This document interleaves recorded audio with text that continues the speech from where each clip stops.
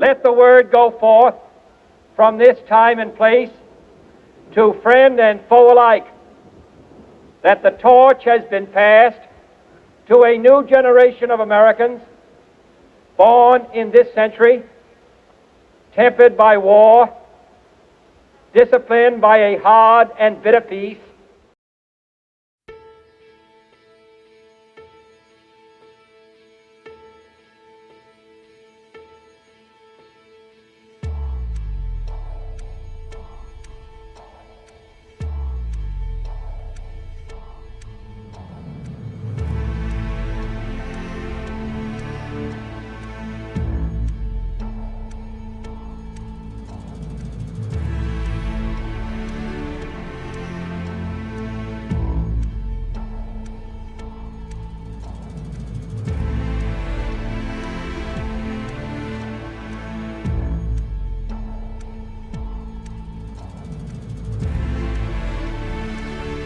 La guerre du Vietnam, appelée la deuxième guerre d'Indochine. Une guerre du pouvoir au sein d'un même pays, qui pendant plusieurs années vont se battre pour obtenir domination et conquête. Colonisé par la France à la fin du XIXe siècle et revenu à l'indépendance en 1954. Mais le pays est alors divisé en deux États rivaux, le Nord-Vietnam, pro-soviétique, et le Sud-Vietnam, pro-occidental. Deux idéaux contradictoires, mais se battant pour le même but, la liberté. Au nord, une organisation politique et paramilitaire vietnamienne se forme. C'est le Viet Minh, un parti communiste visant à lutter contre l'unité et l'indépendance du pays, alors sous contrôle des Français. Un homme dirige cette organisation, idolâtré par certains, détesté par d'autres. Son nom, Ho Chi Minh. Ho Chi Minh est né le 19 mai 1890, venant d'une famille de lettrés fonctionnaires. Enfant, il est marqué par une importante résistance à l'expansion française, qui se termine quand il est âgé de 8 ans. Au fil de son parcours, il développe une idéologie qui se distingue du communisme russe et chinois avec lesquels il lui arrive d'entrer en conflit. Il représente une figure importante de l'anticolonialisme et du communisme international.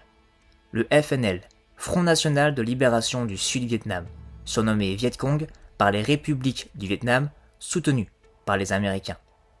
Par la suite, au sud, Nguyen Dinh Diem est élu président de la République du Vietnam en 1955, et son allié, pendant le conflit, le président John Fitzgerald Kennedy, débutera sa présidence en 1961. La guerre va se poursuivre entre Vietnamiens jusqu'à la chute de Saigon, en laissant un bilan accablant du côté vietnamien. Les Américains déplorent 58 000 morts, environ 2 fois moins que pendant les quelques mois de leur intervention dans la Première Guerre mondiale. Les Vietnamiens, quant à eux, auraient perdu un total de 3,8 millions de civils et militaires, soit près de 8% de leur population. Une guerre de l'incompréhension pour beaucoup, notamment la jeune génération américaine qui déclare que cette guerre n'est pas la leur. L'Amérique ne préfère d'ailleurs ne pas parler de cette guerre, visant à dire que c'était une erreur ou qu'ils ont clairement sous-estimé l'ennemi. Le cinéma américain, lui, veut en parler, dénoncer, montrer, et surtout faire vivre l'horreur qu'ont vécu ces soldats. Du chef-d'œuvre au pur film d'action, tous veulent décrire cette période de confusion, de peur et de colère envers son propre gouvernement. Tuck this in. Shit can this. Don't need this. Turn around. Come on. Tex, you got Junior and Taylor here on your position. God damn it, Elias, don't mess with my pig. I ain't getting greased on this bush tonight, so you keep this sorry cheese dick off my ass. You got Taylor. Gardner, you're with me. Look, in case anything happens to you, you get lost or separated, don't yell out, okay? Okay. Just sit tight, and we'll get you. All right. Yo! Saddle up! Lock and load! I come from Alabama with my banjo on my knee, and I'm going to Louis. En 1986, le film Platoon est présenté au public américain et dans le monde entier. Film de guerre et plus précisément celle du Vietnam. Le long métrage est écrit et réalisé par Oliver Stone, né à New York en 1946, de nationalité américaine. Ce film est très important pour lui, autant sur le plan professionnel, car c'est ce film qui fera décoller sa carrière et lui permettra d'entrer dans le panthéon des plus grands réalisateurs de sa génération, mais également sur le plan personnel. En effet, il livre ici presque une autobiographie, étant l'une des rares personnes d'Hollywood à avoir réellement combattu au Vietnam. Il rentre au pays auréolé de 2 prestigieuses décorations, l'étoile de bronze et la Purple Heart.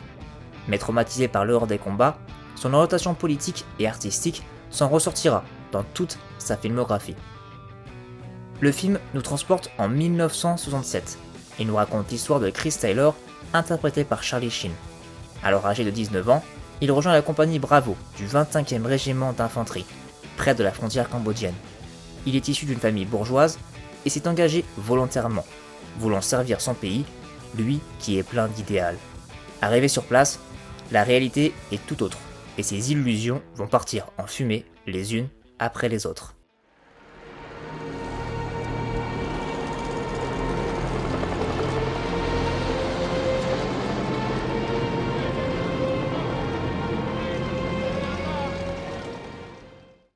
Si le film est aussi culte, c'est grâce au talent d'écriture et de réalisation d'Oliver Stone. En ayant vécu ces horreurs, il peut avec sa caméra retranscrire le plus fidèlement l'aspect humain dans cette zone de chaos. Ce jeune est finalement lui-même il y a plusieurs années. Une jeunesse insouciante et naïve, bercée d'illusions par un gouvernement qui les utilise pour aller au front. Accompagné par ses 2 sergents, interprétés par Tom Berenger et Willem Dafoe, il sera vite mis à l'épreuve et n'aura pas le temps ni de réfléchir, ni d'apprendre.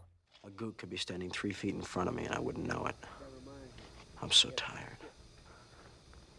We get up at 5 a.m., hump all day, camp around 4 or 5, dig a foxhole, eat, then put out an all-night ambush or a 3-man listening post in the jungle. It's scary because nobody tells me how to do anything because I'm new. Nobody cares about the new guys. They don't even want to know your name. The unwritten rule is a new guy's life isn't worth as much because he hasn't put his time in yet. Fatigués, traumatisés et complètement déboussolés, les soldats américains n'hésitent pas à boire massivement de l'alcool et fumer excessivement de la drogue, comme pour échapper à leur réalité, ou plutôt pour la rendre un peu plus vivable. People say I'm the life of the party 'cause I tell a joke or two. Although I might be laughing loud and hearty, deep inside I'm blue. So take a good look at my face. Ce qu'il y a de fascinant avec la guerre, c'est que le racisme n'existe plus, même en 1967. Dans ce 25e régiment d'infanterie, américains, afro-américains, latino-américains, tous sont réunis et se considèrent comme des frères. Aucun jugement, prêt à tuer ou à être tué pour protéger l'autre. Interprété par un casting fabuleux, de Forest Whitaker en passant par Johnny Depp, alors au tout début de sa carrière. Un film puissant qui marque les esprits par son honnêteté face à l'horreur du conflit, et des soldats qui se perdent de plus en plus dans un but qu'ils croient de moins en moins. It's a beautiful night. Yeah. I love this place at night. The stars. There's no right or wrong in them. They're just there. That's a nice way of putting it.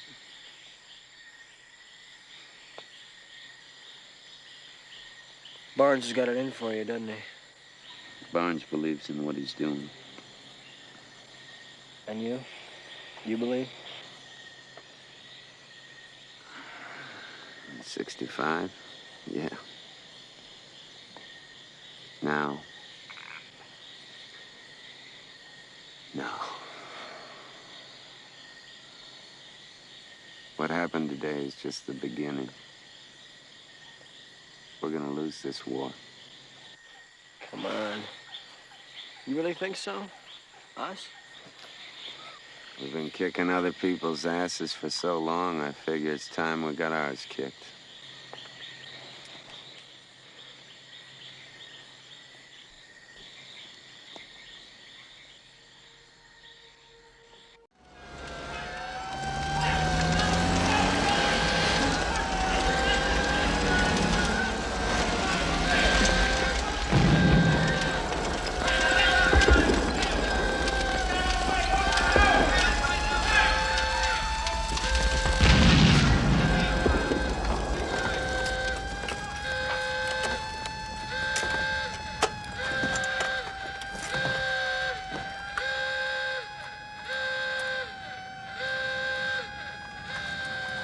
Hey, I hope they're just fucking with us.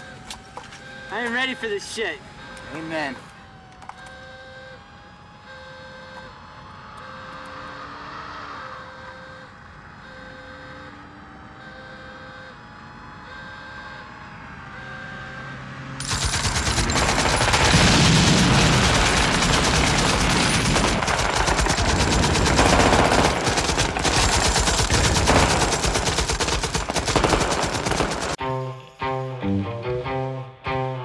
Avant de partir sur le champ de bataille, les jeunes recrues doivent être des soldats. Ils seront donc formés et entraînés dans des camps militaires spécialisés situés aux États-Unis. C'est exactement ce que veut nous démontrer le cinéaste Stanley Kubrick en nous présentant en 1987 son film Full Metal Jacket. Le titre fait référence au nom donné à une balle de type blindé. 7.62 millimeter. Full metal jacket.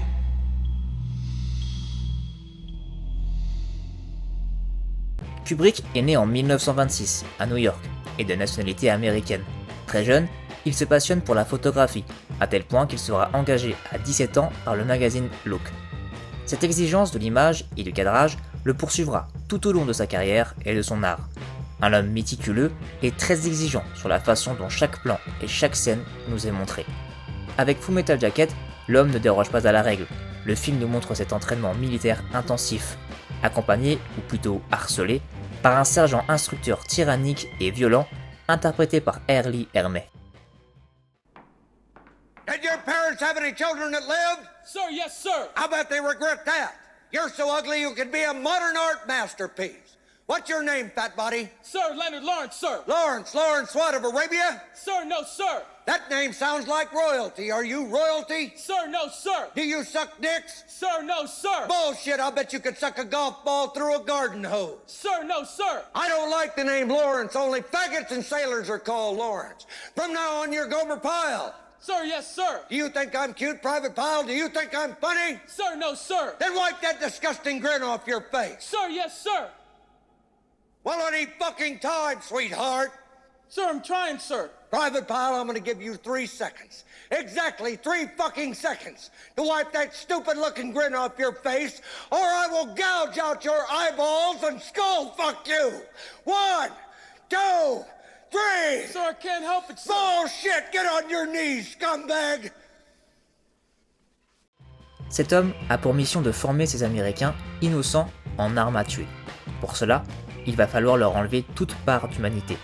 Et pour y remédier, il va falloir les pousser à bout, les épuiser, moralement et physiquement, leur apprendre le respect des règles et la discipline, et le plus important, l'esprit d'équipe. L'individualité n'existe pas, les soldats ne font qu'un. Today, you people are no longer maggots. Today, you are Marines. You're part of a brotherhood. From now on, until the day you die, wherever you are, every Marine is your brother.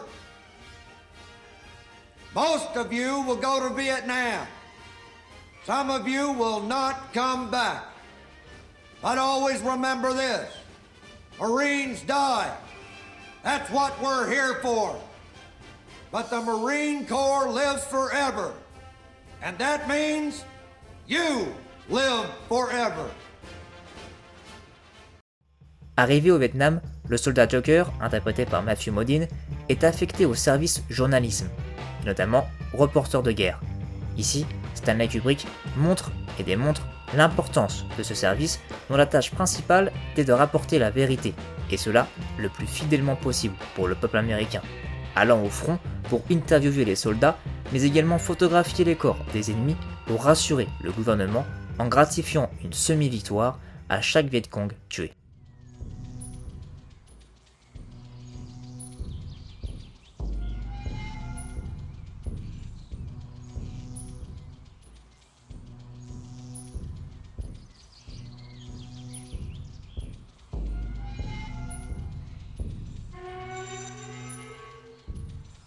The dead have been covered with lime. The dead know only one thing. It is better to be alive. Avec cette exigence de la caméra et d'une photographie magnifique de Douglas Milsom, le film est finalement un objet, une œuvre intemporelle. En effet, même si celui-ci retranscrit l'horreur de la guerre du Vietnam et de la préparation terrifiante de ses soldats, il pourrait très bien décrire n'importe quelle guerre dont les États-Unis sont concernés, en commençant par la guerre d'Afghanistan de 1979 ou même celle d'Irak en 2003. Encore aujourd'hui, ce long métrage est un reflet des guerres dans le monde, un film mis en scène par l'un des plus grands cinéastes américains qui voulait raconter une partie précise de cette guerre et qui, en réalité, a créé un chef-d'œuvre.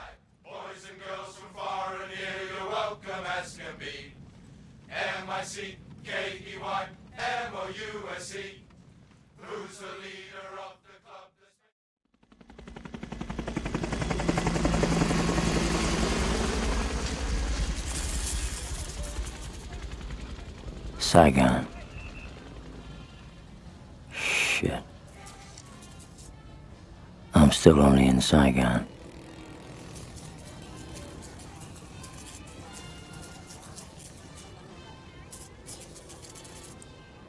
Every time I think I'm gonna wake up back in the jungle.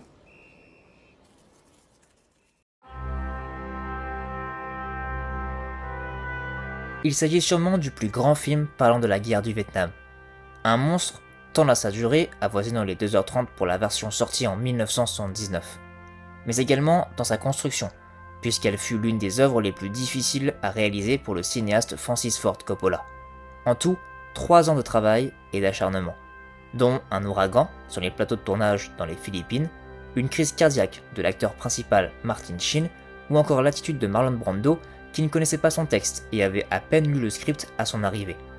Le cinéaste a investi une grande partie de ses économies dans ce projet, menacé à plusieurs reprises de se suicider et a perdu plus de 40 kilos.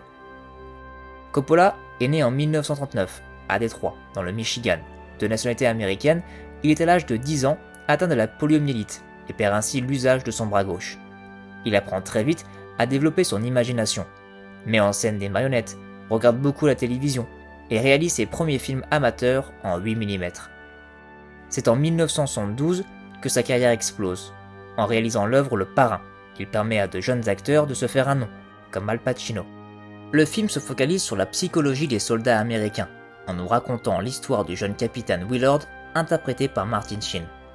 Tout juste sorti de sa prostration, il est convoqué par l'état-major américain.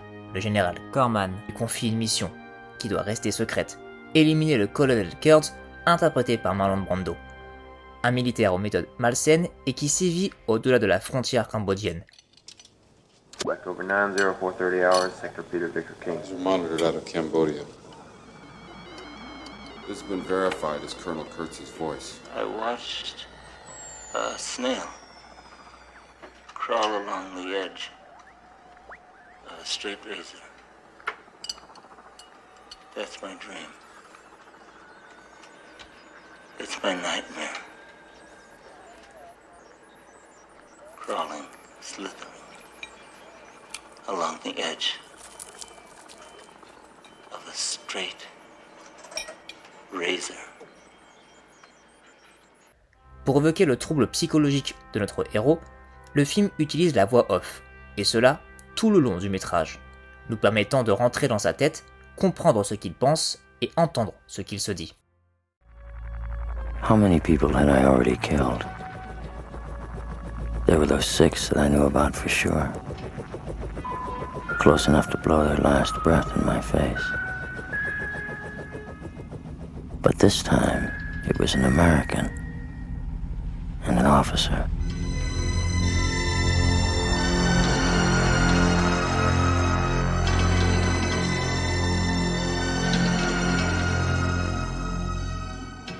That wasn't supposed to make any difference to me, but it did. Shit. Charging a man with murder in this place was like handing out speeding tickets at the Indy 500. I took the mission. What the hell else was I gonna do? But I really didn't know what I'd do when I found him.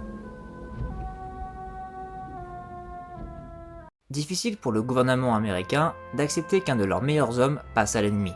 Pire, qu'il devienne son propre chef. La bascule d'un soldat en gourou.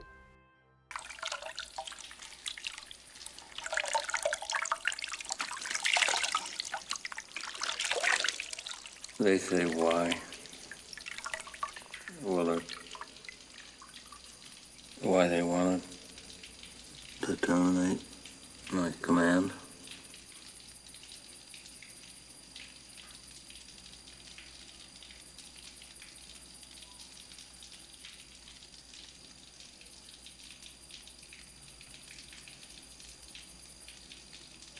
I was sent on a classified mission, sir.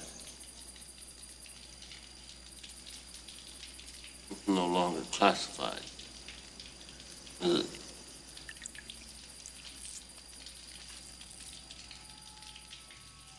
Avec sa caméra, Coppola nous crée une œuvre apocalyptique.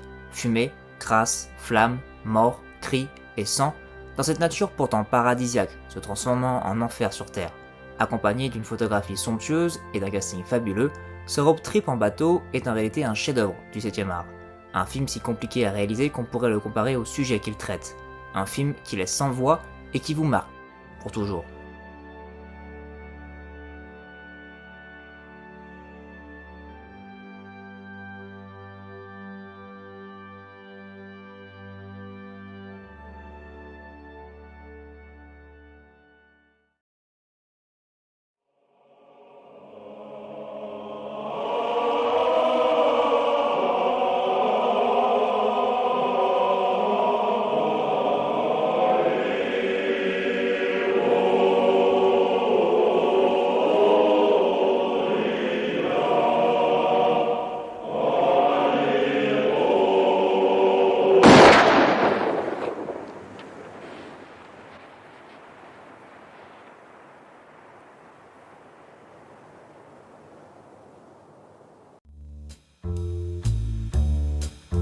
Le cinéma de Michael Cimino est fascinant.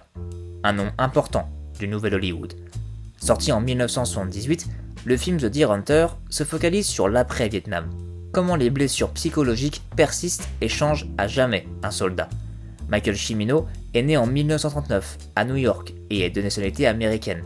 Il entame des études de théâtre et d'architecture à l'université de Yale avant de réaliser des spots publicitaires et de courts documentaires.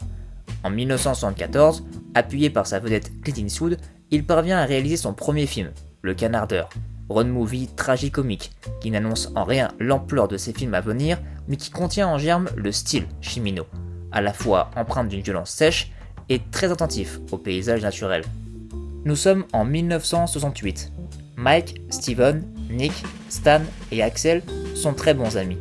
Max, Steven et Nick partent pour le Vietnam, laissant derrière eux leurs amis, leurs amours et leur vie. Si le film est un succès, c'est en partie dû au rythme de celui-ci, prenant son temps de nous décrire cette vie, ce groupe d'amis, cette famille, du mariage à la guerre au Vietnam et surtout à l'après.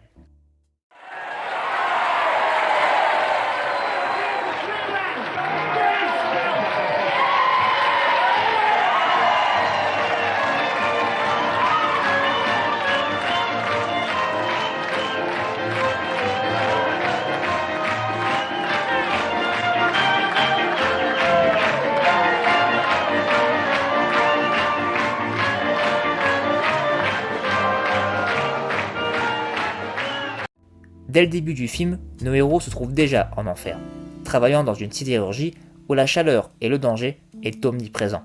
Bien avant de partir dans la jungle, ces jeunes Américains sont déjà épuisés.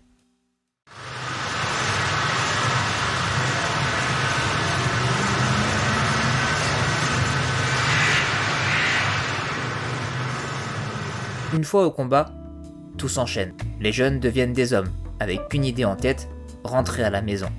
Mais une fois rentrés, difficile de s'intégrer de nouveau. Difficile de retrouver cette innocence et cet optimisme. La guerre ne change pas un homme, elle le détruit. Oh, Michael, I read about your paper. Oh, Michael, dear. Oh, Michael, what a nice coat you have. Mike. Beautiful you look. You look good, Mike. Oh, this Welcome is back. gorgeous. Oh, Michael. Hey, wait a minute. Look. Oh, congratulations. that. Oh, Michael. Oh, Helen. Come on. You really won over there. I'm like, you won. I have to go to work. Yeah, we got to see you, Michael. Come see us. See you, Michael. Interprété par un casting sublime tel que Robert De Niro, Christopher Walken, John Cazale ou encore Meryl Streep, qui par ailleurs est sans doute le personnage le plus intéressant. Elle qui n'a pas bougé de sa ville et qui ressent pourtant une profonde solitude et un déséquilibre. Un chef-d'œuvre de 3 heures entre rire, amour et souffrance, un film intelligent par sa mise en scène, celle d'une Amérique égoïste et fière, une génération détruite par un gouvernement moralisateur.